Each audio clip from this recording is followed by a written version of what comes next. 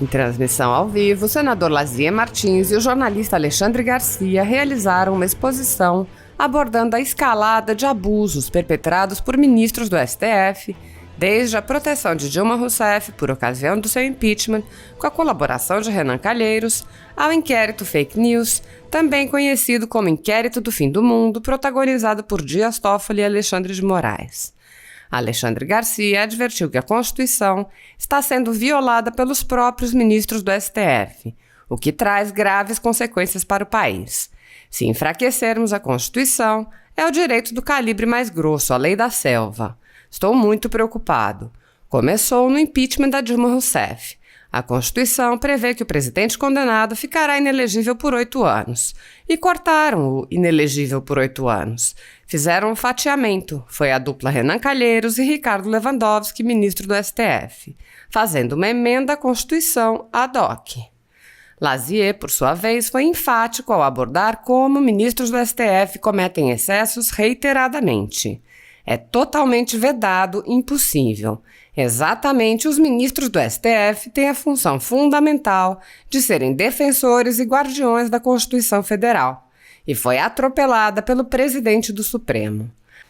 Aliás, Lewandowski fez novo atropelamento contra a Lava Jato ao dizer que a operação prejudicou a economia. Sobre o Supremo Tribunal Federal, nesses últimos anos tem havido um desmoronamento de conceito ético. Garcia, por seu turno, salientou a degeneração dos princípios processuais mais basilares. O Ministério Público fica de fora do inquérito Fake News. Manda prender sem Ministério Público. Como vão ensinar direito na faculdade, mostrando o exemplo do STF? A vítima, o alegado ofendido, instaura o inquérito, faz a denúncia, pune, é o carcereiro, é tudo. Neste contexto, o senador acrescentou: isso vai ficar na história. Toffoli, na época o presidente do STF, instaura o inquérito e chama Moraes para comandar. Toffoli se torna o criador do inquérito, investigador, julgador e ao mesmo tempo vítima, sem participação do Ministério Público, e é interminável, sem prazo. Agora, em abril, completou 2 anos. É o ápice do absurdo. Garcia e Lazier abordaram, outro sim, a ofensiva contra a Operação Lava Jato, os ataques contra o governo Bolsonaro e o depoimento do general Pazuello, além da parcialidade da velha imprensa, o voto impresso auditável, a possível candidatura de Lula, entre outros. Assista.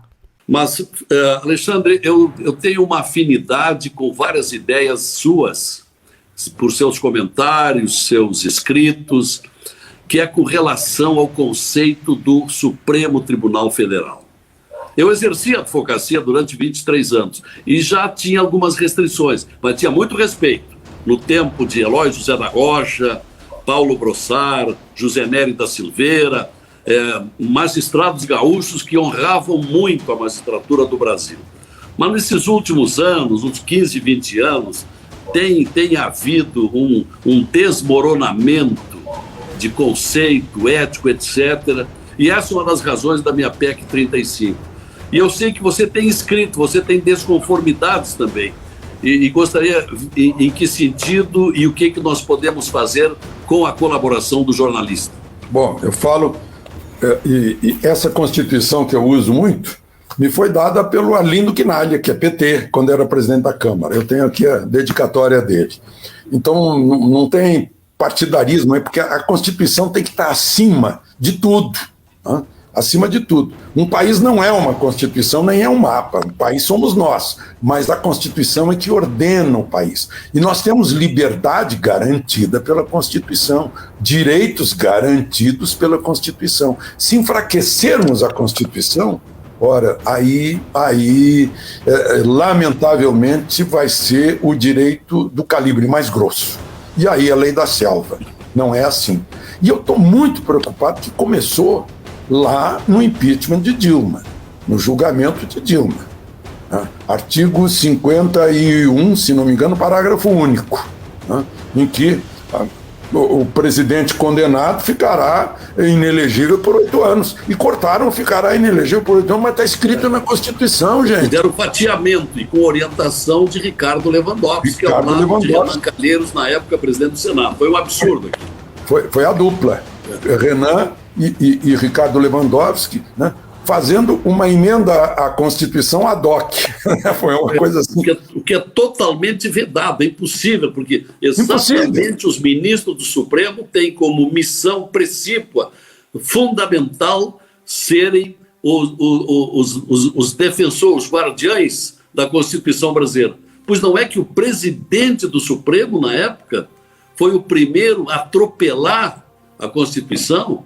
E que, aliás, fez um novo atropelamento bem há pouquinho tempo, quando ele reprovou a Lava Jato, dizendo que a Lava Jato serviu para afetar a economia do país, fechar empresas e causar desempregos, deixando entender que era preferível prestigiar a corrupção para salvar a economia. Imagina onde é que nós iríamos parar. Agora, o Eduardo Cunha deu uma entrevista na CNN dizendo exatamente isso. Parece que copiou do Lewandowski, falando mal da Lava Jato. Olha, é preferível nós deixarmos a corrupção correr solta a sofrermos uma queda econômica. Uau! O que é isso? Né? Da boca de um ministro supremo. Aí eu vejo coisas incríveis, né? Tá lá escrito, você sabe melhor do que eu, porque você é advogado, eu não sou, né? Mas eu sei ler a Constituição. Tá lá escrito no artigo 127, né? O Ministério Público é essencial, né? A todo o ato jurídico. E aí o Ministério Público fica de fora naquele inquérito de fake news, manda prender sem Ministério Público, né? É a coisa mais incrível do mundo. Eu não sei como vão ensinar direito nas faculdades, tendo esse exemplo do Supremo, de que a vítima ou a alegada, o ofendido, é que instaura o inquérito, é que faz o inquérito, é que faz a denúncia, é o que pune, é o carcereiro, é tudo. Isso vai ficar na história. O senhor Toffoli, que era na época presidente do Supremo, instaura esse inquérito, chama o Alexandre de Moraes para comandar, sendo que Toffoli se torna então o criador do inquérito, né? Investigador, julgador e ao mesmo tempo vítima. E outra coisa, sem participação do Ministério Público e interminável, porque agora em abril... Sem prazo. Sem prazo. Agora em abril aquele inquérito completou 2 anos. Quer dizer, o ápice do absurdo. E continua um jornalista preso.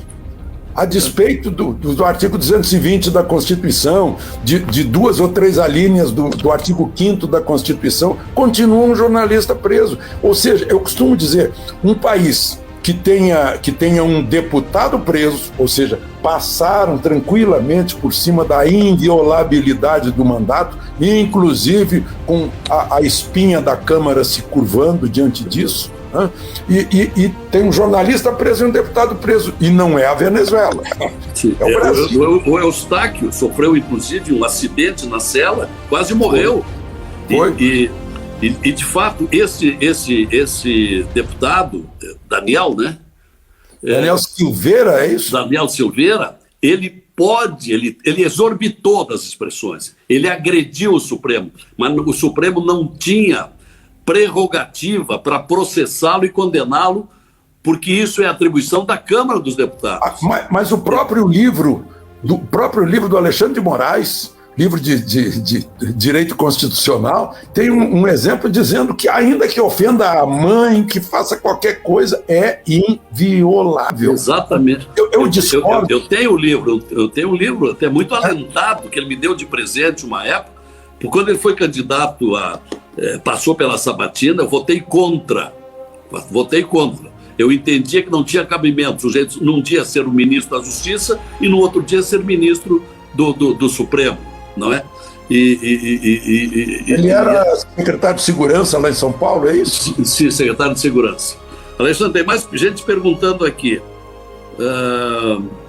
Alexandre, o que você achou da Inquisição ao ex-ministro Panúzio? Quem pergunta é Anderson Ribeiro. Acho que já falamos disso há pouco. Ex-ministro, não é Panúzio, não, é o Pazuello. Não, se Pazuello, não, perdão, Pazuello, e quem pergunta é Anderson Ribeiro. Porque um dos problemas, e não estou querendo tirar a sua resposta, eles tratam as testemunhas como réus, não é? Mas qual é a sua opinião para Não, atender? bom, em primeiro lugar, eu queria fazer uma ressalva sobre o que a gente disse antes. Eu discordo totalmente do estilo do deputado preso e do jornalista preso, da linguagem, mas eu vou defender, né, plagiando aí os filósofos que já se manifestaram a respeito, eu vou defender até o fim a liberdade, meu Deus do céu. Sim, mas teriam que ser julgados pela Câmara, não pelo Supremo, não é da maneira que foi. Claro. Agora, então, sobre eu cheguei a comparar, lembrar Torquemada. Isso aí foi a Inquisição da Idade Média, lá na Península Ibérica. Aquelas inquisições espanholas. Você não está respondendo o que eu queria ouvir, portanto você está mentindo, e você vai para a tortura ou vai para a fogueira, ou para a cadeia, como foi a ameaça aliás, a ameaça não, o pedido de Renan Calheiros, que não foi atendido pelo presidente Omar. Agora imagina, né? Renan Calheiros dando voz de prisão, o Renan Calheiros acenando com folhas, dizendo tem 14 mentiras aqui. Ele inclusive falou em fragrantes mentiras. Eu disse, deve ser perfume de mentira, ele deve conhecer bem. Isso aí. Ele falou em fragrância, Foi. Agora, então foi sim uma inquisição. E bom que esteja se tornando público. Eu tenho dito que essa CPI está revelando mais sobre os inquisidores que sobre os depoentes. Está revelando mais. A gente fica sabendo mais. Veja a Mara Gabrilli, senadora por São Paulo, o que fez. Acusa o general Pazuello de espalhar pelo Brasil o vírus. Chegou a capitular bem o crime de difundir uma epidemia. E na hora que ele começou a responder, ela disse, eu não quero ouvir a resposta dele, presidente, eu posso usar o tempo da resposta dele para fazer outra pergunta. Meu Deus, isso parece ficção. Né? Eu não sei se na real Inquisição aconteciam coisas assim, né? Mas aconteceu. No início de ontem, quando Pazuello começou a explicar alguma coisa, foi cortado pelo presidente Omar Aziz, que disse, você já falou 2 minutos e não disse nada. Meu Deus, o que é isso? Isso cercear o direito de defesa e depois acusar alguém, um general, de mentira. Olha, a primeira coisa que está lá no RDE é dizer a verdade. Isso é uma coisa assim capital, pétrea para todo militar. Se um militar, um tenente, pegar em mentira, ele nunca vai conseguir entrar na escola de comando e Estado-Maior do Exército. Nunca mais. Né? Então é uma coisa muito, muito séria. Né? Agora, ele resistiu com cabeça fria, né? Com paciência, muita paciência. Na hora tem muita gente que me fala aí, se fosse eu já teria reagido assim, assado. Não, mas ele reagiu com paciência, com urbanidade, mas não agiram com urbanidade que está lá prevista no Código de Processo Civil, a necessidade de o juiz tratar com urbanidade. Né? Não é só o juiz, o promotor também, porque lá dentro são todos promotores, pelo jeito. Né? Agora, é aquela tentativa, você tem que dizer o que eu quero ouvir. E mais aquela coisa pueril de dizer assim, olha, já te abandonaram, delate então. Parece que está lidando com criança. E pensam também que a gente não tem neurônios, que a gente não está observando uma coisa dessas. Né? E depois tem aquele apelo de sindicalismo, de DCE, na hora que o senador por Roraima estava mostrando os discursos pró aquele remédio, né? De vários senadores, de vários governadores, Pará, Amazonas, Alagoas, São Paulo, né? E na hora que mostrou, a senadora pelo Maranhão gritava no microfone para que não se ouvisse o que estava se fazendo. Meu Deus! Está sendo chamado de circo lá também. Pois é. Sônia, em primeiro lugar, estamos recebendo um volume de perguntas enorme, não vai dar para atender todas. Sônia de Menezes, o que o Alexandre Garcia acha do voto impresso, o auditável? O que você acha Deve Pois vir. é, em primeiro lugar, né, Sônia, então, eu não sei se meteram na tua cabeça, né, porque o pessoal que está fazendo a fake news, não é fake news, o pai do Rodrigo Maia, o César Maia, chamava de factoide, né? Aí eles falam, querem voto impresso, querem voto... Não é o voto impresso, é a urna eletrônica com comprovante de voto igualzinho a maquininha do cartão de crédito, que você leva a sua cópia para casa para conferir com a conta do fim do mês. Se houver alguma dúvida, aquela sessão, como é que... Eu esperava 80 votos e só tive 2, né? Então vamos contar. Então é isso, é a certeza. Agora, eu não canso de lembrar a decisão da Suprema Corte Alemã, que eu achei fundamental. Diz, olha, a apuração do voto é tão importante quanto o ato de votar. A apuração do voto também tem que ser transparente para o público. Não pode ser uma coisa hermética só para os entendidos de informática. E não adiantou, né? Porque o PSDB, no tempo que o Carlos Sampaio era líder, tentou auditar aquela vitória da Dilma sobre o Aécio no segundo turno, não conseguiu, terminou depois de não sei quanto, 90 dias, eu acho, isso é inauditável. Por isso me parece mais cabível usar a expressão voto auditável, porque se houver um recurso, vai lá o auditor e vai conferir quantos votos aconteceram. É apuração transparente, transparente do entendimento do público. Né? E por que não fazer apuração ali na hora, na própria sessão, com os fiscais do partido em roda? Tem lá 300 votos, apura ali na hora, depois manda. Me disseram que no Uruguai é assim, né? Seria mais confiável, né? E é rápido também. A Melissa Oliveira, você acha, Alexandre, que o Bolsonaro se reelege? Ela é de Arroio Grande. Não é desejo, não é que eu ache por desejar, é a evidência, é o que a gente vê nas ruas, é o que vê na manifestação do povo, né? Não é o que a gente vê na mídia tradicional, né? Porque na mídia tradicional 90%, digamos, não querem saber, né? Porque é de outra ideologia, não foi aquela ideologia que aprenderam na faculdade, né? É de outra, então não pode, porque a ideologia que aprenderam na faculdade é totalitária, ela é de monopartidarismo, ela é de uma vontade só, ela é de censura, ela é de controle do pensamento, ela é de 1984, George Orwell, né? Então, por exemplo, o politicamente correto é o seguinte: você tem que pensar como eu acho que você tem que pensar. As pessoas não têm mais liberdade de pensar, de ter vontades, né? Então, por isso eles não admitem, estão tentando passar uma ideia diferente. O que eu vejo no Brasil real, meu Deus do céu, né? Ele está... Uma vez, eu, conversando com o presidente, eu falei isso para ele disse, não caio nessa, vai ser muito difícil. E isso é muito bom, porque o candidato do já ganhou, em geral, se dá mal, né? Eu lembro do Fernando Henrique desinfetando a cadeira de prefeito de São Paulo e depois perdeu o Jânio Quadros, né? Quando ele chegou lá. Alexandre, nós já estamos com 40 minutos de conversa, e que eu estou achando muito boa. Você já falou, aqui o Câncio Ribas, perguntando o que se extrai da CPI, mas acho que você já falou há pouco sobre isso, né? Só porque me chamou a atenção o Eduardo Cunha de novo. Estou citando o Eduardo Cunha, que ele ficou 4 anos e meio na prisão observando... E escreveu um livro.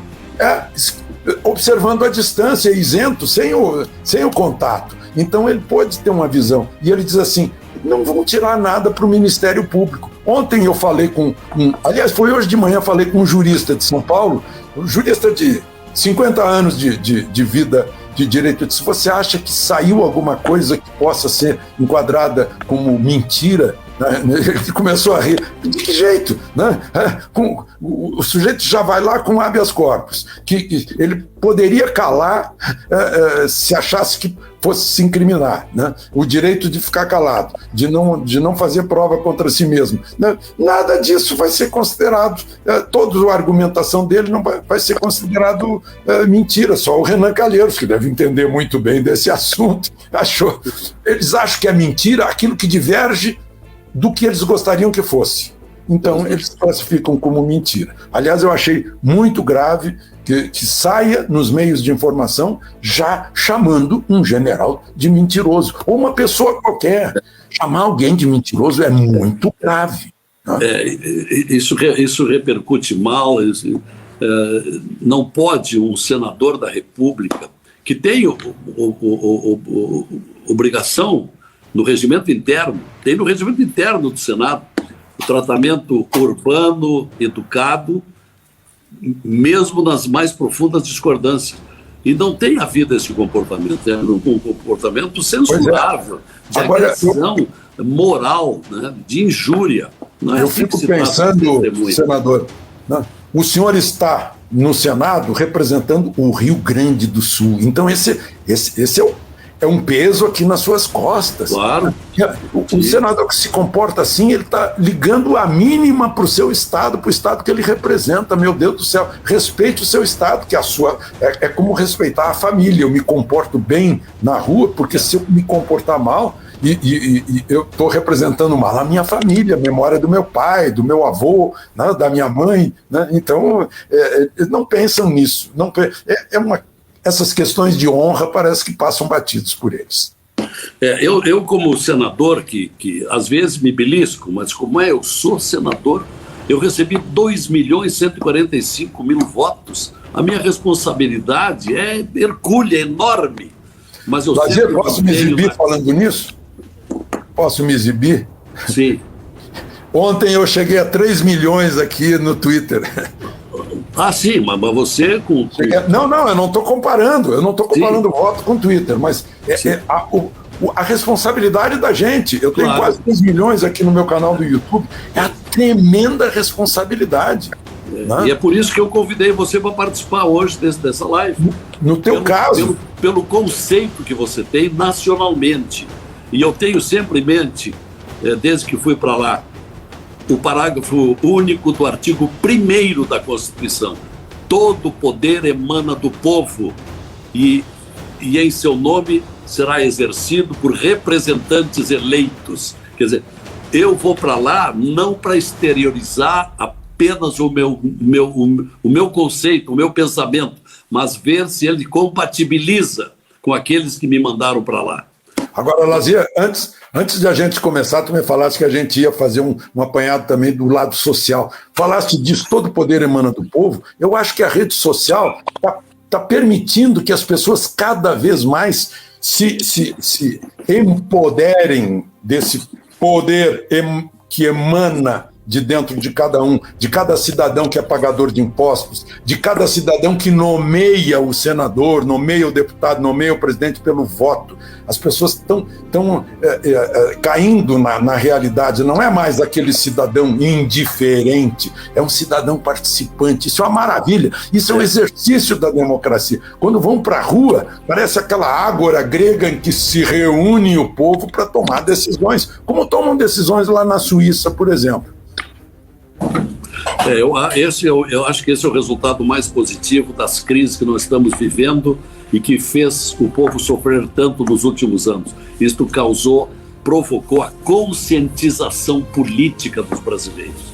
E isto já está influenciando. Na última eleição, por exemplo, tanto para a Câmara dos Deputados como para a Assembleia Legislativa do Rio Grande do Sul, para o Senado principalmente, houve grandes renovações.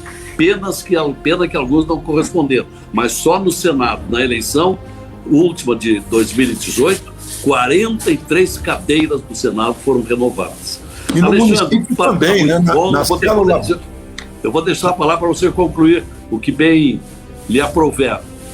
Quero agradecer muito, foi muito agradável e oportunamente voltaremos a conversar e aprender um pouco com a sua vastíssima experiência, um jornalista que se jogou de cabeça no jornalismo e que fez de tudo em jornalismo. E digo isso também por ciência própria, porque também fiz muito daquilo que você fez. Talvez não tanto, mas muito também. Suas considerações para encerrar. Lazier, muito obrigado. Eu queria acrescentar aí a nossa última consideração sobre o município também, que é a célula base, né, onde todo mundo mora, né? Essa fiscalização das câmaras de vereadores, cada vez que dão um aumento, o cidadão vai lá, o patrão vai lá, que é o cidadão, o patrão, Vocês que me ouvem são os patrões. Isso aqui é uma democracia.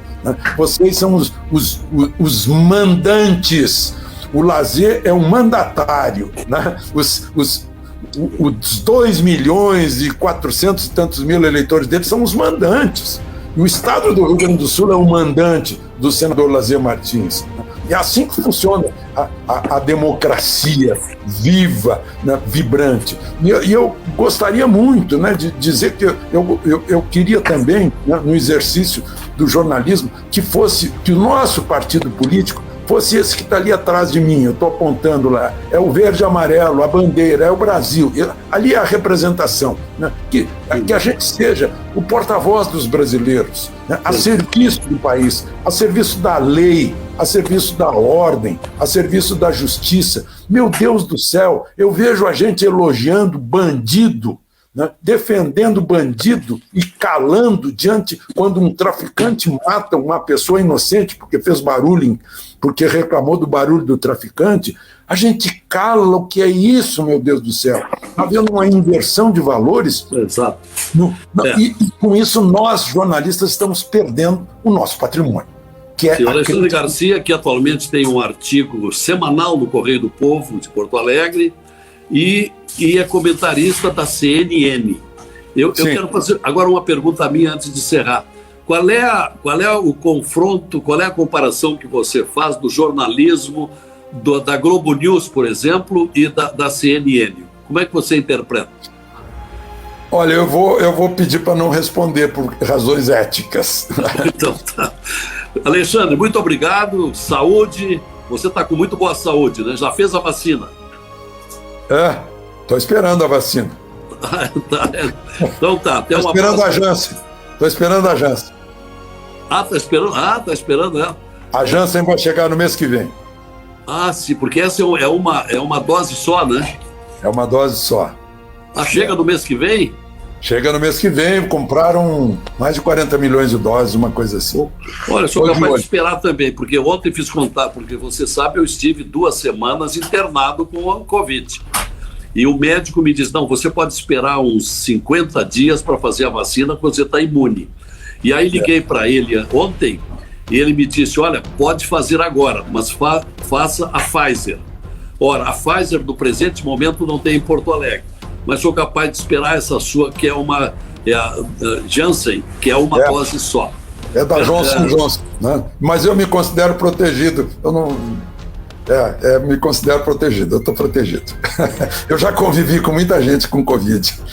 Alexandre Garcia, cachoeirense, que muito honra o jornalismo brasileiro e saído aqui do Sul. Foi um prazer e oportunamente voltaremos a conversar. Até a próxima. O prazer foi meu, senador Lazier Martins. Estamos juntos. De Brasília, Alexandre Garcia. Tá bom. Agradeço muito a todos aqueles que escreveram para cá, não deu para atender todos, mas vou ler com todo carinho e usar como subsídio para a atuação do Senado essas opiniões que foram externadas. Obrigado a todos, até uma próxima live.